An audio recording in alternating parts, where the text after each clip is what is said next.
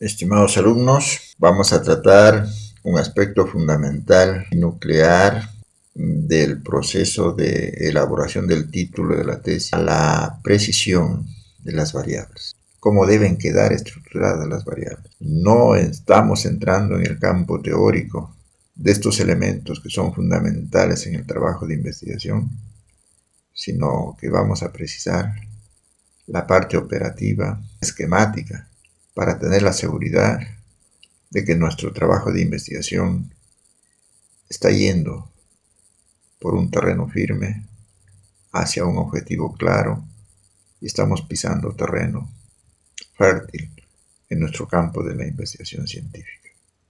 Vamos a precisar las variables. Hay preferencia por la investigación cuantitativa, dos variables, la relación entre variables.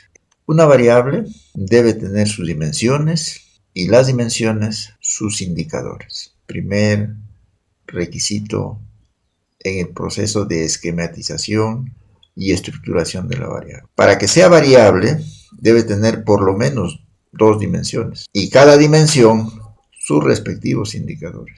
Por ejemplo, la resolución de problemas como método de enseñanza tiene 4 dimensiones: comprensión del problema, diseño de estrategias para la solución del problema, ejecución de la mejor estrategia y reflexión y aprendizaje del proceso de resolución de problemas. Tengo 4 dimensiones. En la primera dimensión, por ejemplo, de la comprensión del problema, podría colocar como un indicador que el alumno utiliza adecuadamente el lenguaje matemático. Otro indicador, que el alumno es capaz de identificar las variables o los datos conocidos y los datos desconocidos. Un tercer indicador representa gráficamente el problema dado. La dimensión 2 diseña estrategias de solución. Un indicador que el estudiante es capaz de señalar los pasos que tiene que seguir, la secuencia de operaciones que tiene que realizar.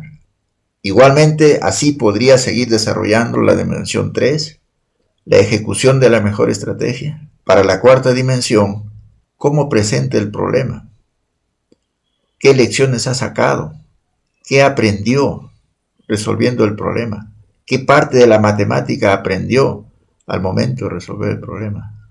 El proceso de estructuración de una variable constituye pues un trabajo sistemático y ordenado, de tal manera que al final tengo una plantilla para cada una de ellas. Cada variable, sus respectivas dimensiones, y cada dimensión, sus respectivos indicadores. Cuando hemos llegado a este momento, podemos decir que tenemos ya precisado nuestro objeto de estudio con cierta claridad. Entonces, tenemos dos variables. Variable 1 con sus dimensiones, variable 2 con sus dimensiones y cada dimensión con sus indicadores.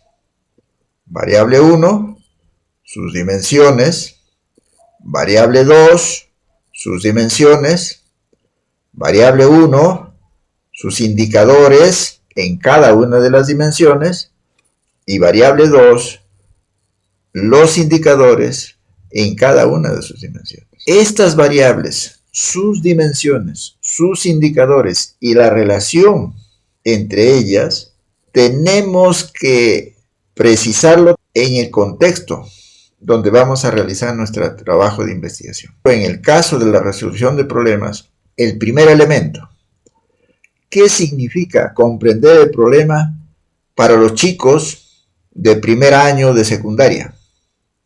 Será diferente qué significa comprender el problema para los chicos de primer año de primaria. Los indicadores también serán distintos para cada caso. Igualmente, por ejemplo, si la otra variable fuera el dominio de la competencia resuelve problemas de cantidad, los indicadores de resuelve problemas de cantidad serán distintos para el caso de los alumnos de educación primaria como para el caso de los alumnos de educación secundaria. No se trata de copiar y pegar lo que ya dice el currículo nacional.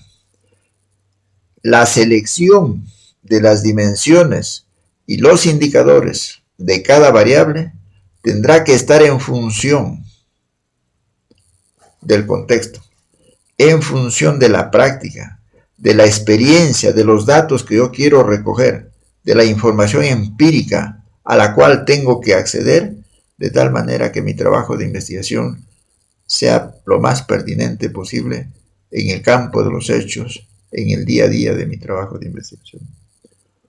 Pero a su vez, estas variables y estas dimensiones y los indicadores en cada caso obedecen, están en función de, son guiadas por las teorías, los paradigmas, los autores, las investigaciones recientes, el conocimiento vigente. Voy a poner, por ejemplo, el caso de la resolución de problemas. Estoy asumiendo un enfoque general, vigente, de uno de los grandes teóricos de la educación matemática, los pasos de Polya para resolver problemas. Polya propone 4 pasos fundamentales. Entender el problema, que sería una dimensión. Diseñar estrategias de solución, que sería otra. Ejecutar la mejor estrategia, la tercera dimensión. Y la cuarta dimensión, realizar una reflexión reflexiva del proceso y desarrollo de un problema matemático. Para comprender el problema, Polya plantea, por ejemplo, un sistema heurístico para entender si el estudiante ya entendió el problema. Y una de las preguntas fundamentales es, ¿de qué trata el problema? Entonces ese sería un indicador en el campo de la ciencia. ¿De qué trata el problema? Otro indicador sería, desde el campo de la ciencia que me aporta, es identifica los datos conocidos y desconocidos. Polya no lo dice de esa manera, pero más o menos adaptándolo a nuestra realidad podría ser pertinente. Usa el lenguaje matemático para representar el problema que se le ha planteado. Estos elementos, variables, dimensiones e indicadores, tienen que estar íntegramente ligados y relacionados y apoyados por estos dos grandes elementos. Las teorías científicas, las investigaciones recientes, el conocimiento pertinente a nivel de trabajos de investigación y también la pertinencia en el contexto práctico, en los hechos específicos, en el aquí y ahora donde voy a realizar mi investigación.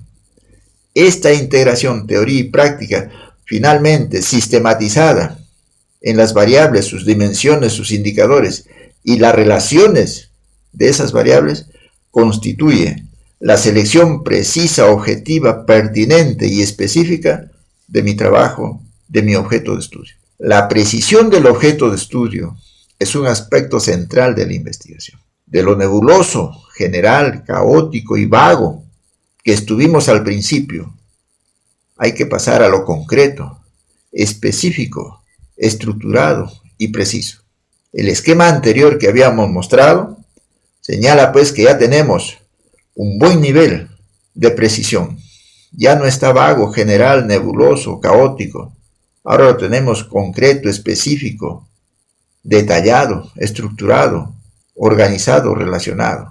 Ya tengo mi objeto de estudio. Ya tengo sus elementos y sus relaciones. Tengo su ubicación en el contexto de la ciencia. Teorías, autores, modelos, problemas que enfrenta, estado de desarrollo. Investigadores recientes que están preocupados por este objeto de estudio, con sus particularidades y contextos. Estos investigadores están siguiendo también caminos similares a los que yo estoy recorriendo, cada uno en su contexto. Tengo también acceso empírico a hechos, información, observación. Puedo hacer mediciones, recoger datos, procesarlos, analizarlos según el contexto teórico vigente. Es decir, estoy unificando la teoría y la práctica. Me encuentro emocionado. Tengo colaboradores, dispongo de tiempo, soy capaz de hacerlo. Mi objeto de estudio está listo. Tengo la seguridad y la confianza que lograré mi cometido. Muchas gracias.